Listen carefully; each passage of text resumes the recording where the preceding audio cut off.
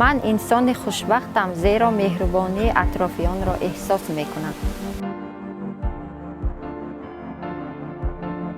من هم زیرا مادر هستم، مادری 3 فرزند.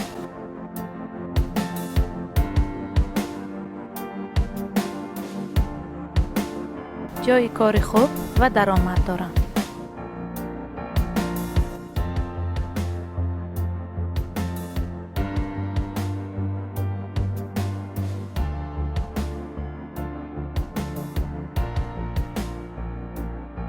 بانوی تاجیک در اصل کیست؟ عروس، همسر، مادر و یا کارمند. این نقشه های اجتماعی زنان می باشد که از نگاه دیگران نمودار است.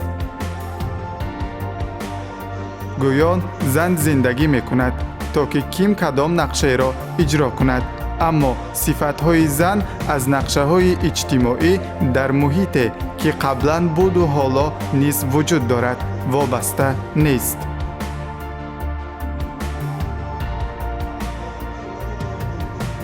خود را به این نقشه ها و قالب ها محدود نکنید. همقدم زمان باشید. شما دیگر تفکر قالب شخص شده ماندن نیستید. زن مادر در همه دور و ایام یکی از پشت و پناه مردم بودند و از تکان دهنده های جامعه به پیش حساب می رفتند و از همه پیش آنها احساس میکنند که جامعه در کدام حالت قرار دارد و از همه پیش آنها تشبسکاری ظاهر میکنند که همین درد جامعه را با هم هضم کنند و به پیشرویش مساعدت کنند. قالب هایی که پیشتر بود آنها در خانه میشستند، نمیماندند شوهرشان کار به یا که خوشنامه ها نمیماندند.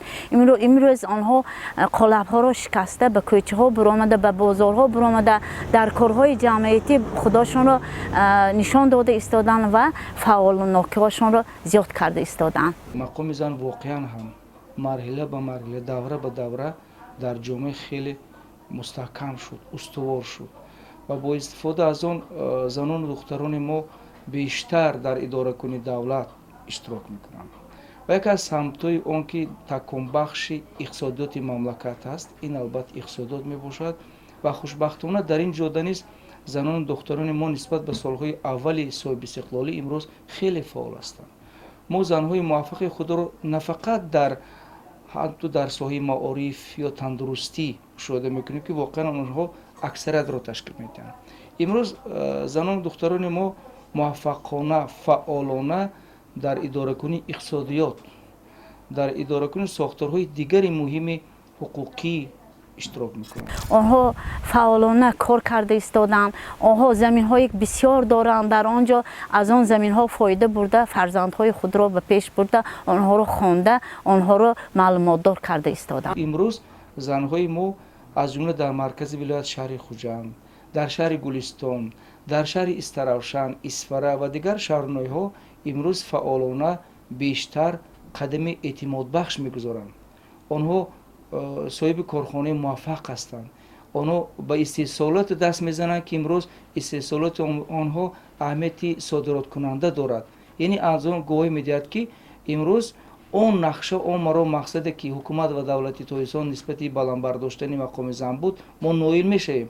اما به نظر من همانو ما امروز جهتی باز هم استفاده بردن از آن امکانات هایی که زنان و دختران ما دارند، چی در سطح علم، چی در سطح اقتصادیات، چی در سطح ساختار دیگر، همون ما حالا با طوری باید و شاید استفاده نمیبریم. مردهای هم امروز برابر زنهای آن خیلی که ما گندر میگوییم زن و مرد امروز برابر هستند.